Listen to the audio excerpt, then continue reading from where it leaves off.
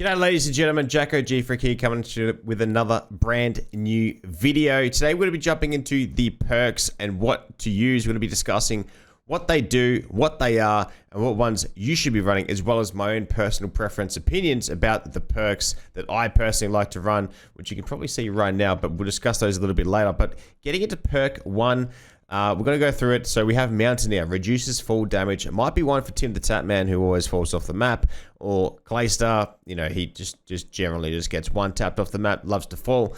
I don't see it being too viable. It really doesn't really help too much. I think the fall damage that you don't take is from 35 meters. Anything more than that, then you are in a bit of trouble, and I don't see it being too beneficial. Moving on to Mechanic, now that reduces vehicle repair time, increased fueling speed, and reduce fuel consumption while driving non-aircraft vehicles. I honestly don't understand the point of this perk. It's just for you to drive around in. Yeah, great, but I don't understand it. Like, who's going to be driving around trying to not use fuel and be like, what is it? Is this game developed by Elon Musk or like the government trying to save energy, like in game? Like, what is this, bro? Get that out of here. Mechanic, worst perk in the game. Get that out of here. Anyway, moving on to Shrapnel. Explosive damage delays enemy health regeneration, slows enemy movement, and briefly disables tactical sprint when the enemy legs are hit. So, obviously, it's a little bit more realistic. Put aside the, you know, the Nicki Minaj skin and like the rat skin and the mouse heads that you see floating around. But the realism is coming here. Obviously, get hit in the legs, and you're in a bit of trouble. Now, it's good if you're a slower player, I guess, when you're throwing explosions and it hits enemies in the legs and all that type of stuff as well. But I don't really see it being too. It's not really meta. It's not really going to be meta. I don't really see it being meta. Obviously, to slow down players when you're going to be seeing someone in the open or throwing an explosive, you're going to be using your gun anyway. So don't worry about that perk. Now, Scavenger, collect ammo and armor plates and cash from dead players. Once again, I don't really see this being too viable. Come to it, because whenever you kill a player or a team, they're always going to have ammo. They're going to have cash, a little bit of cash. They're going to have plates for you anyway. So it happens anyway. There's no point. Like, it's kind of like double handling. There's no need to have that. I don't know if you get more cash. I'm not sure. You let me know in the comment section below. But moving on to Battle Hardened, which reduces the effect of enemy flash, stun, EMP, gas grenade, frangible bullets, and shock stims, immune to snapshot grenades. Now, that's great for snapshot grenades. However, snapshot grenades are not the meta right now. The enemy flash, stun, EMP grenade, you know, they're not really used too much. You know, stuns are maybe used, but smokes are the meta right now. Battle Hardened, I don't really see it being too viable right now, so it's not needed. It's not needed so much. But moving on to EOD, which is definitely needed, I reckon. Reduces explosive damage from non-kill streak explosive and fire. Reset fuse timers when picking up live grenades, which it's handy. I don't ever use live grenades and throw them back. That's more of a multiplayer thing. But, you know, come to think of it, EOD, everyone's throwing explosives and, you know, all that type of stuff. You know, drill charges, claymores, rocket launchers, all that type of stuff. It's good to use EOD, so use that one. But moving on to the next one, we have Strong Arm, throw equipment farther and see a preview of the trajectory. Now, that's handy for newer players if you don't know how to, you know, aim your nades and make sure that that's right. It has like a little trail, which is fantastic if you want to throw that and make sure it hits the window or inside a vehicle or through a door or through a crack or something like that. That's handy. I wouldn't personally use it though. And just letting you guys know that perk slots 1 and 2 are both combined. So these are all the perks for across those 2 slots. Now, moving on to Spotter. Spot enemy equipment and kill streaks through walls, aiming down sights, highlights them for the team. Hack enemy claymores, proximity mine, C4, and trophy systems. Once again, I don't really see this being too high on the tier list.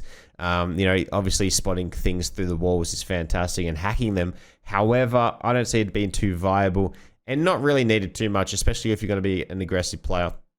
But moving on to sleight of hand, which I do see being, you know, pretty handy. Very handy, can be handy, literally sleight of hand, handy. All it is you reload faster. Now, the thing that I always say to this though is with sleight of hand is that I like to play the game without sleight of hand, you know, because let's say that you don't have your perks and you're running around and it changes the game so much for you that you're so used to such a fast reload. You're used to something that you only sometimes have. So if you get used to the regular reload and things like that, it makes it a little bit easier for you to understand the game. as well as not rely on perks to make sure that you're a little bit faster when it comes to the sleight of hand. Now moving on to double time, as well. Actually, back to sleight of hand. Make sure that you have a bit of space when you're reloading. Don't reload running into a room. Make sure, and if you do, make sure that your teammates are in there because you know it's clear. But moving on to double time, increase attack sprint duration and reduces refresh time, so you can move around the map a little bit faster, which I love that. It's fantastic. It is absolutely needed on this map. It's quite open at times, at some stages, especially when you're crossing water as well. Obviously, you know, it's water, but when you're attack sprinting up the hill to get out of there and you've only got 2 nades to throw, well, you definitely need double time. Irradiated. Now, that means you can move faster, take less damage while in the gas, which is handy. It's very handy, especially if you're dropping in late. But once again, like, you got to have that perk equipped. You got to jump in there. You've got to really be a zone edge person. And if you're not, well, it's not really needed for you jumping into it. It's not really one of those things that I see viable. Just play center zone. You know, try getting there a little bit easier. You're going to be wanting to stay out of zone anyway. And looking at it, it really doesn't help that much anyway. Looking at some other people's videos, it just don't use it. Just don't use it. And then last but not least is focus. Reduce flinch when aiming down sight and extended hold of breath duration. If you're a sniper, great. You could possibly use it. I don't really see it being too viable because when people are shooting at you, you're not going to be holding your breath. It's just as simple as that. You're not going to need it. So focus is no good. Now, my top 3 perks for this are EOD, Battle Hardened, and double time. EOD because everyone's throwing grenades and rocket launchers. Double time because, you know, you need to be running around this map fast on those rotations, as well as battle hardened, and which is down here at the start. Battle hardened, look, it's not. I wouldn't be saying prioritize that over the first 2. I would be saying use double time and EOD. Battle hardened would be that third one once that meta changes of smoke grenades. Everyone uses smoke grenades in this game. Now, moving on to perk 3. Slot 3, because obviously perk 1 and 2 are both the same slot.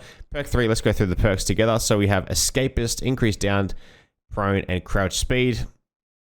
If you plan to be on the deck all the time and you suck at the game, possibly rock this. I don't suggest it though. It should, to be honest with you, this should be part of the game anyway, this perk.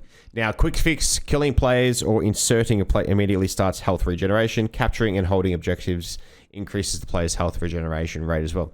Very handy in gunfights. As you've seen, it takes about 8 seconds to completely regenerate your health once it gets down to like 1 tap, for example, especially from fall damage and whatnot. Having quick fix is fantastic in those gunfights when you're trying to play it up, run away from the person, and then reposition, and then get the ADS on them and hopefully turn around and take them on. Now, Tracker allows enemies to leave behind footprint trails that you can also see, as well as death markers are visible. Kill markers are hidden from enemy teams, so kind of handy, but not really too much. You could possibly use it in solos, but I don't really recommend that either. Moving on to Survivor. Faster revive speed. Reduce cash lost on death, and enemies that down you are automatically pinged.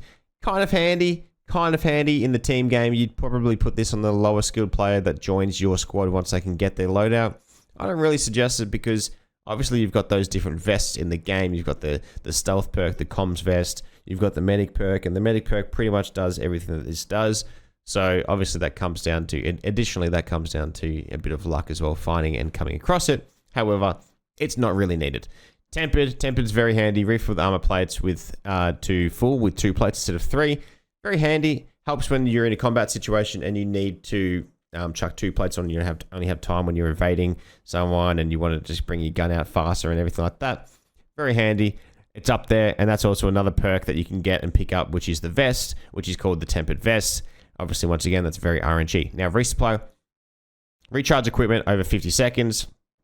Now, that means, you know, smokes, bomb drones, grenades, Semtex drill charges, scan grenades, EMPs, all that type of stuff. It resupplies straight away as soon as you use it. It is very handy. It's one of my favorites, especially for bomb drones and smokes being such a big meta when it comes to smoking around for rotations alongside the double time. You need it, but that's just my opinion.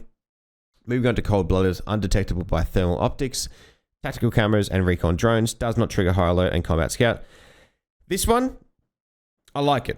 I haven't used it personally in my meta, but it's definitely up there because we are using a lot of smokes, which means that there's a lot more thermal sights that are being used in the game, and having cold-blooded definitely does help that, as well as I find that a lot of people use recon drones and those bomb drones, and that's kind of becoming a bit more annoying and meta as well, you know, because you're going to have someone, you know, going ahead with a bomb drone followed by a full team chasing you after that. So cold-blooded can be a little bit handy. Moving on to Stalker. Stalker increases strafe speed and aim down sight movement speed. You know, very handy. It's good to have, but I probably wouldn't have it up there. Moving on to payout. Contracts pay you out more cash, and the cost of your UAV towers are discounted. Handy, but how many towers are you coming across, and how many objectives do you want to do? You may as well just do that by, you know, slamming people from the bounties. Primed. Accuracy and time to aim down sight is improved while jumping. Just make sure you have a good gun. That is the silliest perk in the game. It should, to be honest with you, this perk should also be default on the characters. Now, my top 3 perks for perk 3 slot are Stalker, which we'll go back to the start. Where's Stalker? Oh, sorry. Stalker. I'll put it up there. We've got Cold-Blooded, which is right here. I liked that one. I liked it. We have Tempered, which is very handy. That'll be definitely some people's meta. We have Quick Fix, and then we also have Resupply. Now, my top 3 would be Quick Fix, Tempered, and Resupply. It's totally up to you. Depends on your playstyle. Moving on to perk 3, perk slot 4, we're going to start with Ghost. Ghost blocks detection by enemy radar sources such as UAVs, portable radars, and heartbeat sensors. Whilst moving, you have to move. You cannot sit still for any second at all.